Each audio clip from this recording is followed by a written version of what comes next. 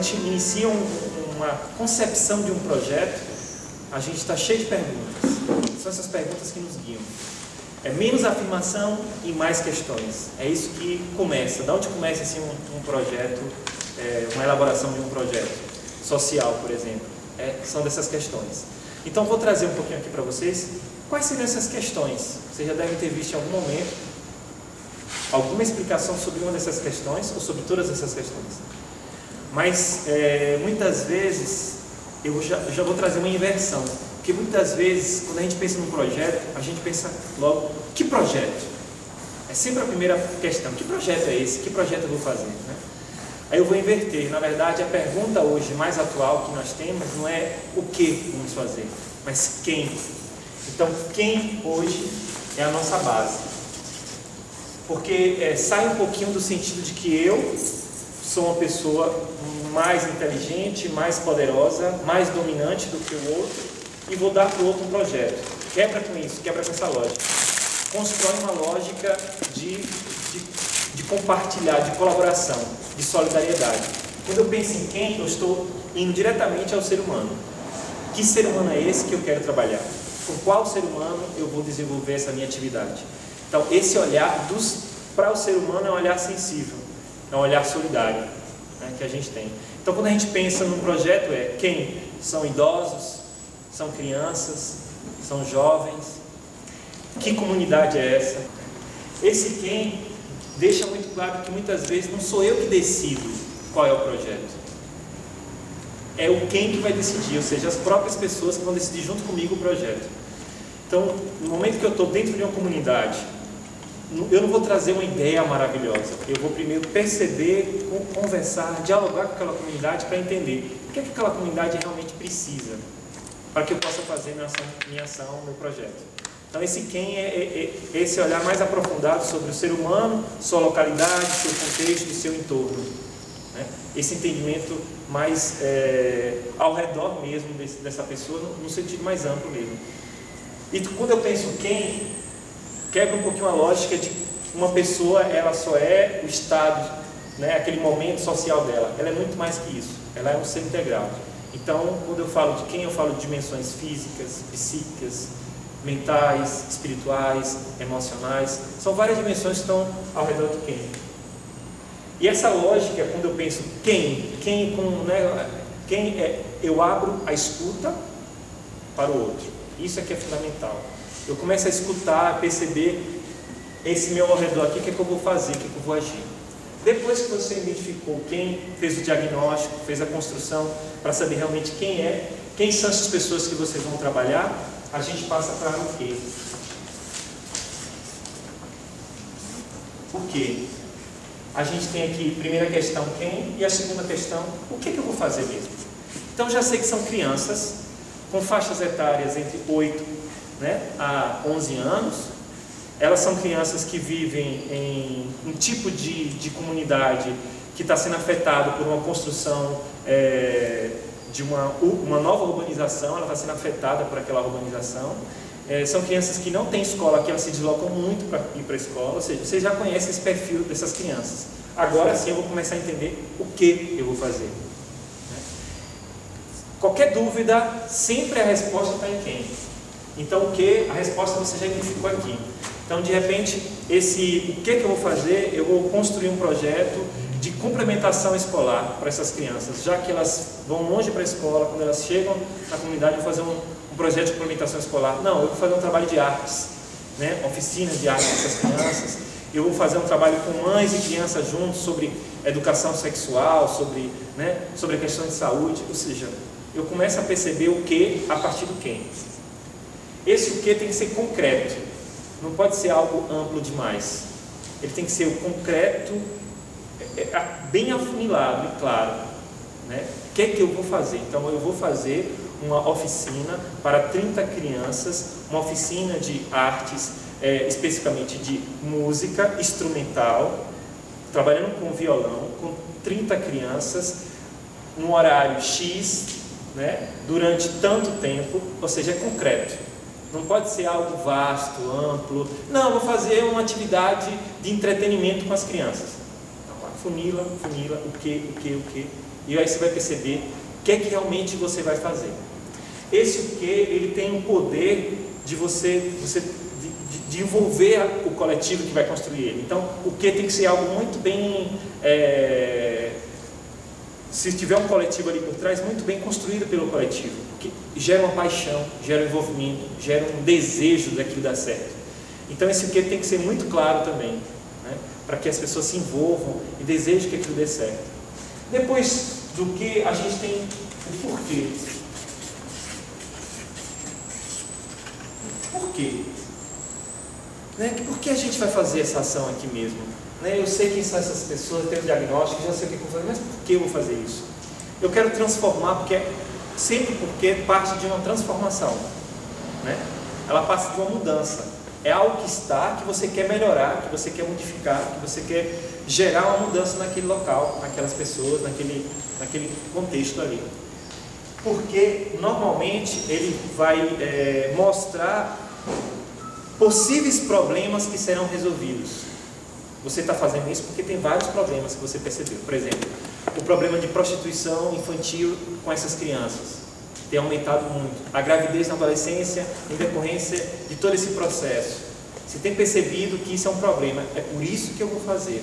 Você tem percebido também que essas crianças elas não têm espaços lúdicos na comunidade. Então vocês vão fazer um trabalho para abrir esses espaços lúdicos, que seria a casa de vocês, o espaço. Então, o porquê vai respondendo: problema, solução, problema, solução, problema, solução. Que aí você vai identificando isso. Aí você consegue achar o porquê você realmente vai fazer isso. Esse porquê, ele tem que estar, de alguma forma, bem contextualizado. Não pode ser muito generalizado. Então, o porquê ele nasce daquele contexto. Então, se eu vou trabalhar aqui com a favela da Polêmica, aqui ao lado, é o contexto que me responde por que eu estou fazendo isso. Não é Salvador, Brasil, ou então outra cidade. É por isso que eu não posso pegar uma explicação sobre um problema de um lugar e trazer para cá, porque aqui tem um contexto diferente. Eu posso identificar coisas parecidas. Então, porque ele tem que estar bem contextualizado, para que realmente ele possa convencer as outras pessoas, né, de que aquilo realmente pode dar certo. Depois do porquê, a gente tem o para quê.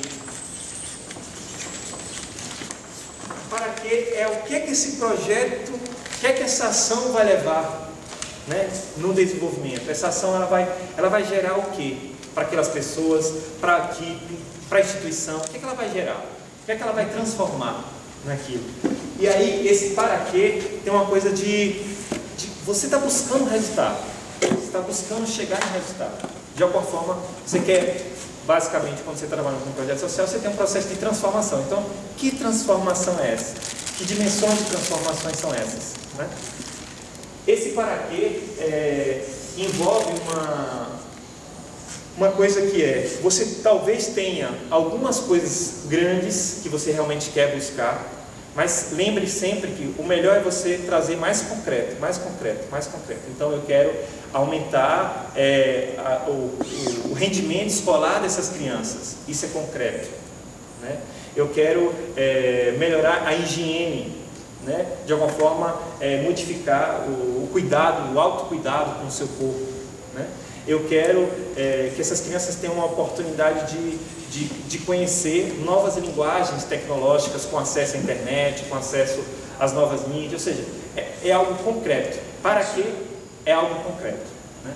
E concreto e que pode ser realizado, porque muitas vezes a gente pensa num para quê muito amplo e ele não consegue ser concretizado naquele tempo que vocês colocaram, naquele tempo que a gente imaginou para o projeto. Exemplo, se eu vou trabalhar com os idosos hipertensos, eu vou criar um projeto para idosos hipertensos, eu coloco lá como resultado equilibrar de alguma forma a alimentação desses idosos em 2 meses, né? Modificar a alimentação desses idosos em 2 meses. Isso talvez não dê tempo, então isso não pode, não dá tempo para acontecer isso, né? Então o que você tem que pensar muito para quê tem a ver com o tempo, as condições, o local, todo o resto da ação para gerar aqueles resultados. E também é aquilo que vai mover a equipe. Esse para quê vai trazer a equipe para tentar responder de alguma forma a esses resultados. Para quê vem junto o como. como é que eu vou fazer essa ação? Não, essa ação ela vai funcionar assim, ela vai funcionar num espaço, que é uma sala, que a gente preparou essa sala para atender essas crianças.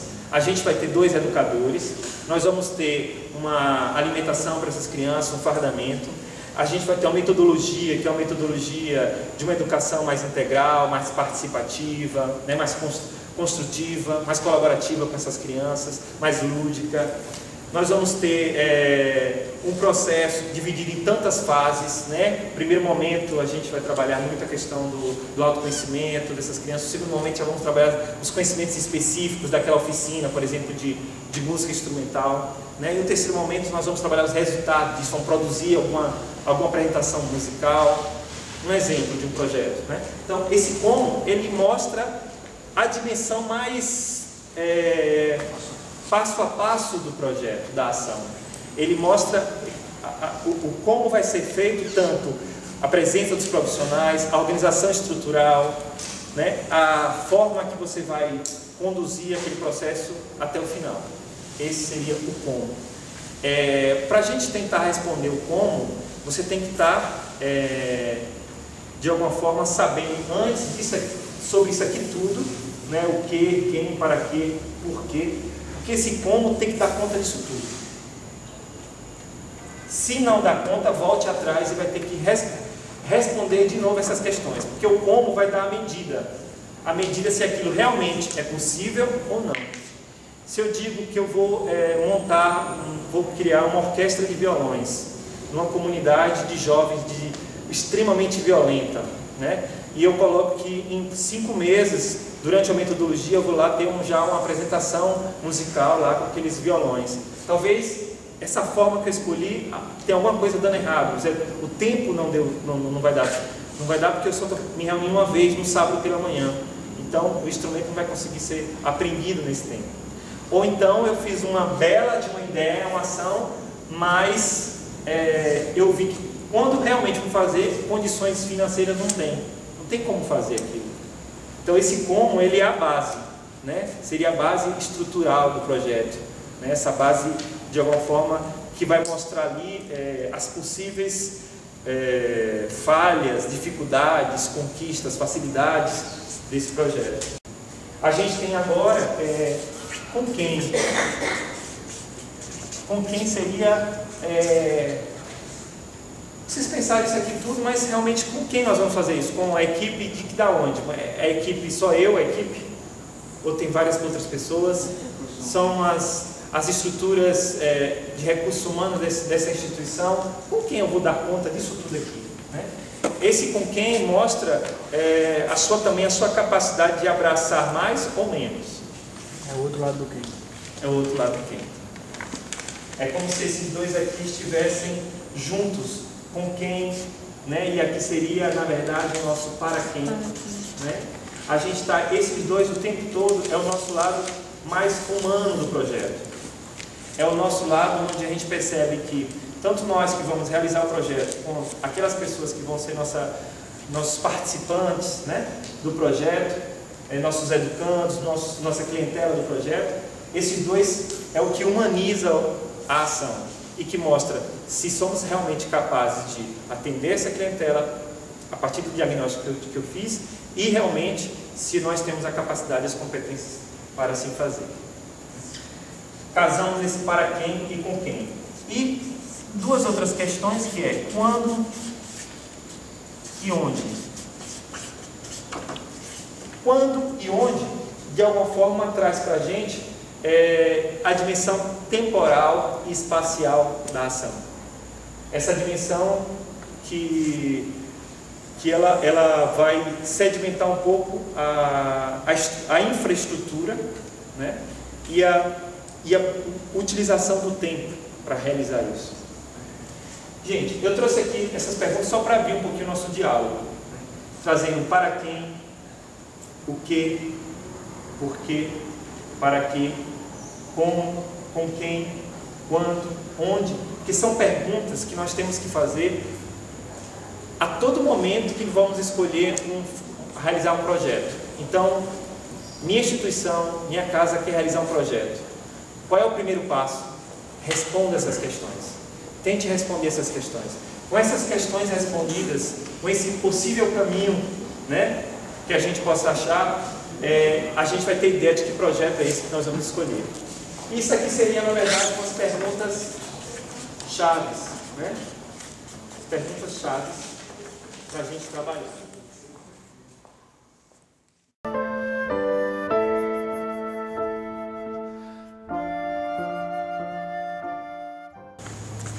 No momento que eu estou decidido a escrever um projeto, decidido a elaborar um projeto social, cultural, qual seja o projeto, tendo ou não um formulário, normalmente tem alguns itens que são básicos, na maioria dos formulários, né?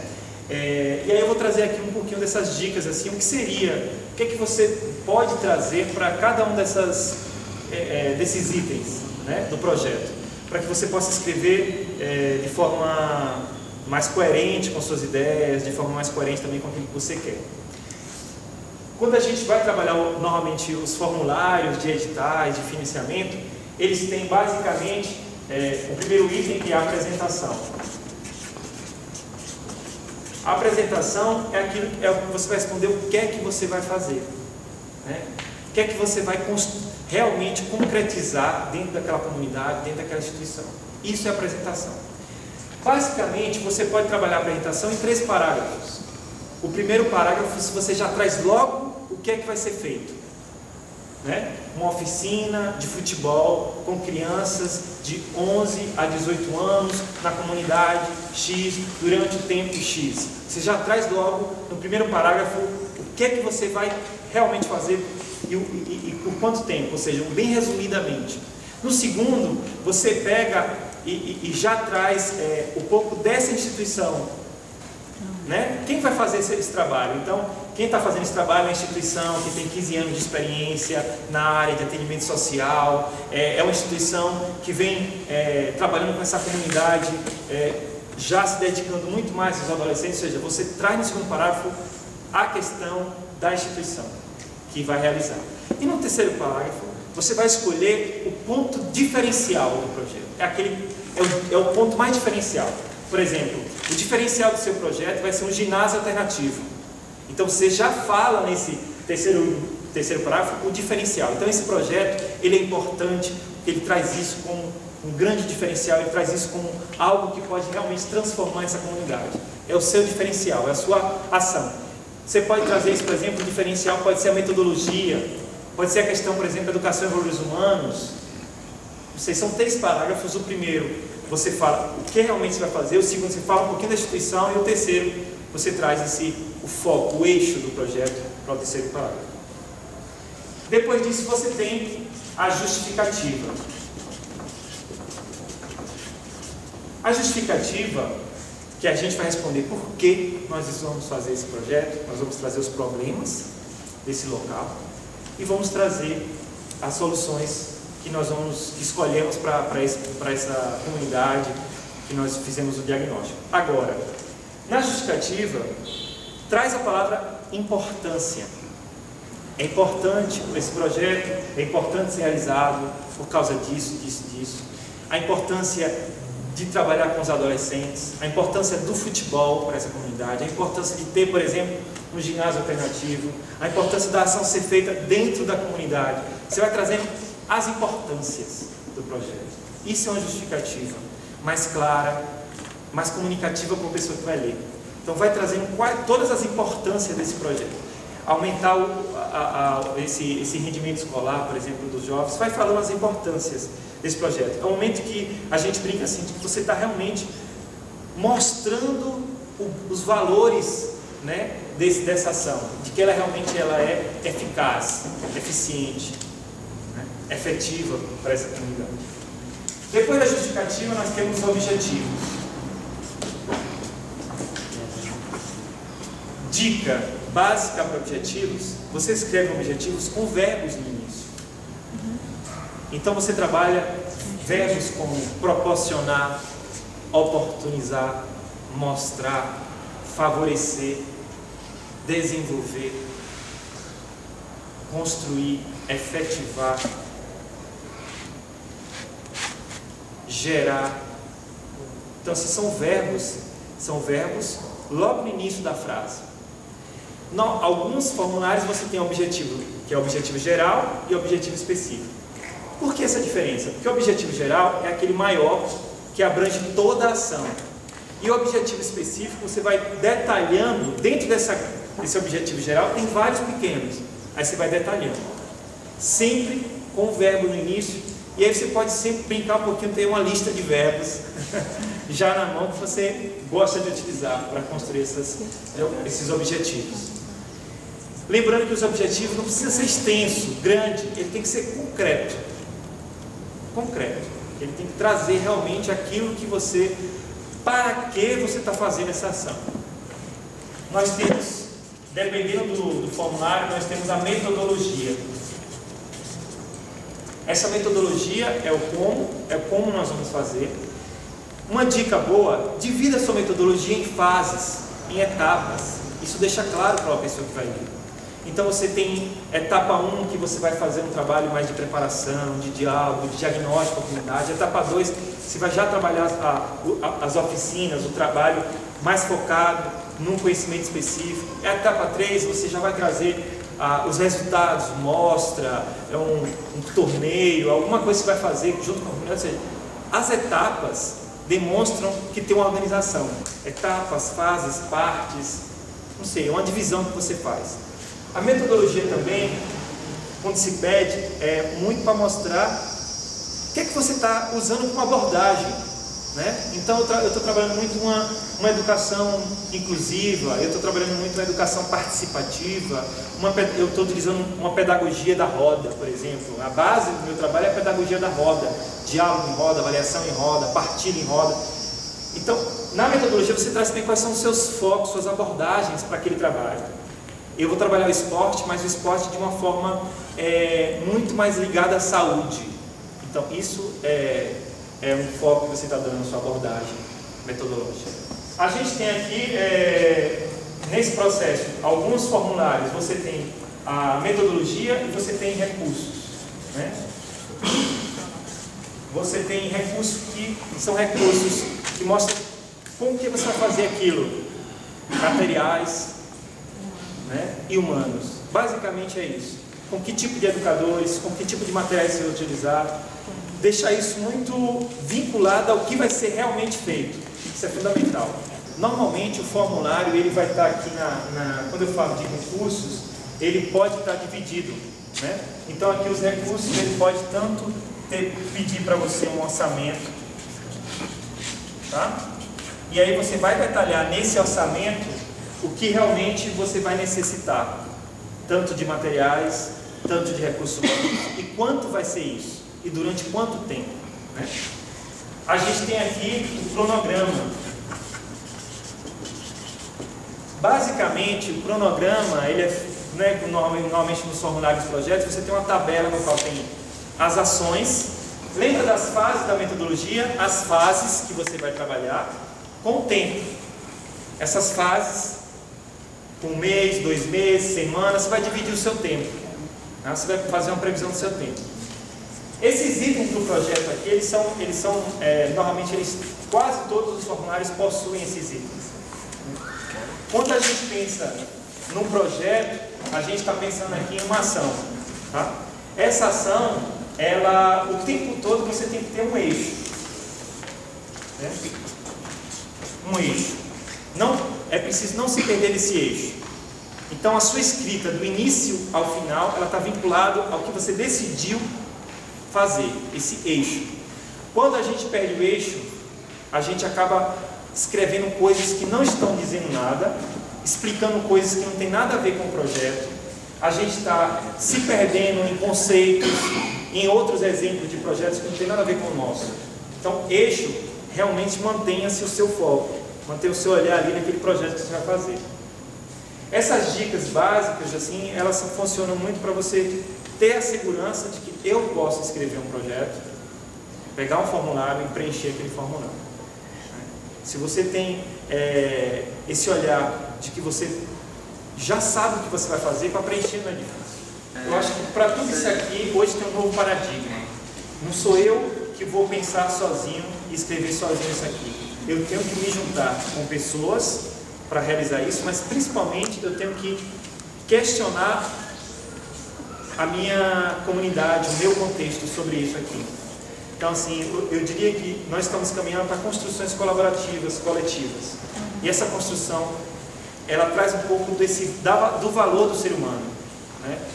Quando eu não escrevo sozinho, eu estou compartilhando, eu estou trazendo para o coletivo. Eu estou implicando todo mundo. Então, eu tive uma boa ideia, mas para eu construir é importante envolver todo mundo para que as pessoas estejam implicadas, né?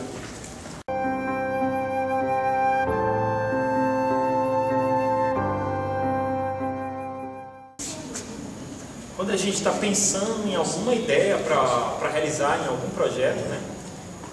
Quando a gente está querendo criar um projeto, a gente está, de alguma forma, aquela ânsia de desenvolver uma ação social na minha instituição, no meu trabalho, né? No meu coletivo, seja escola, seja em qualquer lugar. Quando a gente está pensando nessa ideia, tem 3 coisas que eu acho que é fundamental a gente avaliar. A primeira coisa é criatividade.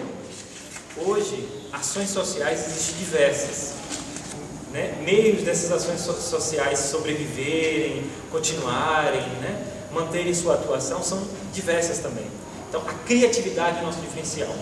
Então, quando a gente pensa numa ação, qual é o lado criativo dessa ação? E como é que eu sei que é criativo ou não? É o diferencial dela, ou seja, em relação às outras ações que estão sendo desenvolvidas aqui, nessa cidade, ao meu redor, nesse contexto, nesse meu entorno, qual é o diferencial? Aí eu tenho que trazer algo criativo. E o criativo, ele vai demonstrar que você está querendo trazer de alguma forma, alguma inovação nesse processo de transformação da comunidade, daquele coletivo que você quer trabalhar no projeto social. Essa criatividade tem a ver também com a possibilidade desse projeto ele puxar a atenção, chamar a atenção.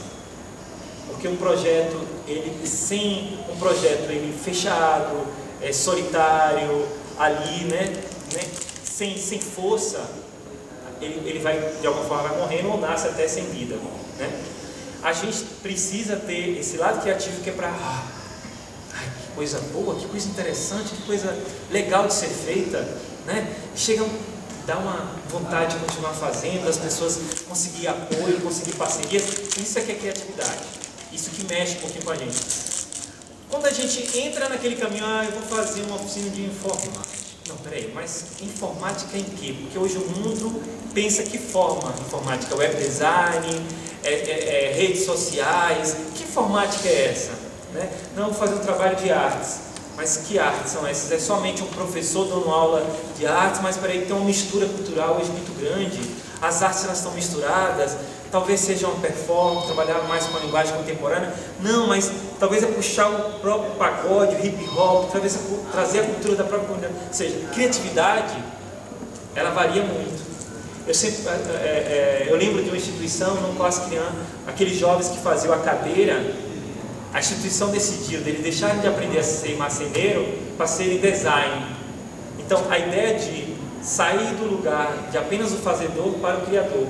Todas as pessoas que vão trabalhar no projeto, vão ser atendidas no projeto, se o projeto é criativo, isso vai envolver todo mundo nessa criatividade. A segunda coisa é sustentabilidade. O projeto hoje que não pensou sustentabilidade, ele está prestes a ser suportado por um investidor apenas, que pode ser o próprio criador do projeto, que vai ficar dando dinheiro para que ele se manter.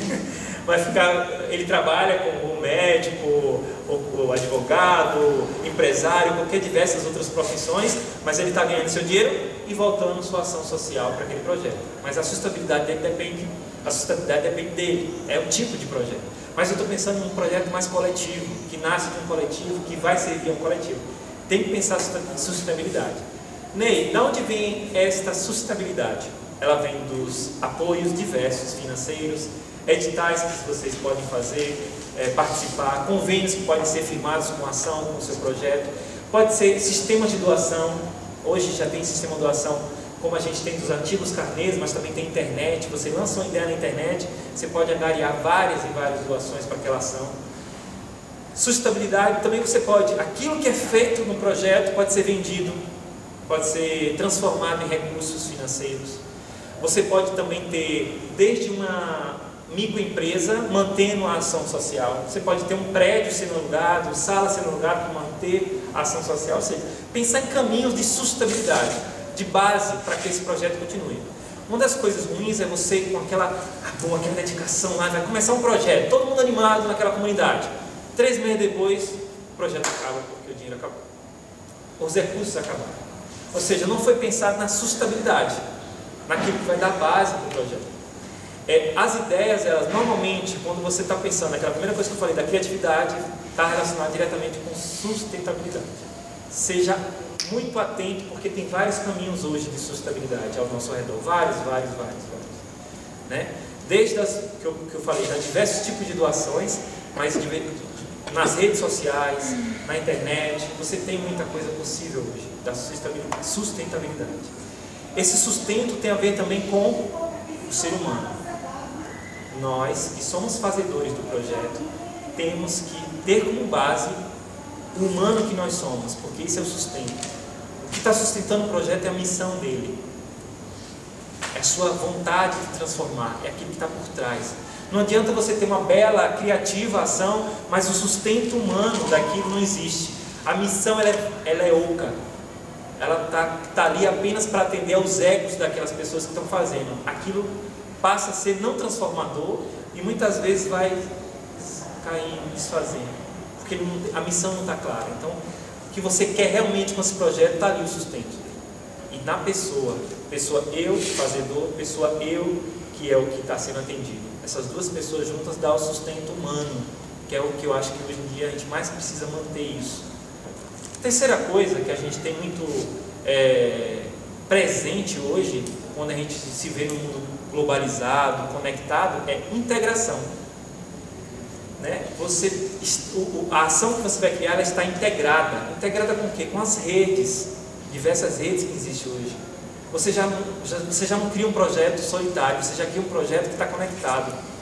Ele já nasce conectado com outras ações que são parecidas, com fórum de discussão. Então, eu criei uma ação de educação e saúde. Me vinculei ao posto, mas me vinculei também a uma rede de discussão sobre isso. E aquela rede vai me levando a pensar mais coisas, a aumentar, melhorar, qualificar meu projeto. Então, isso vai fazendo com que ele continue.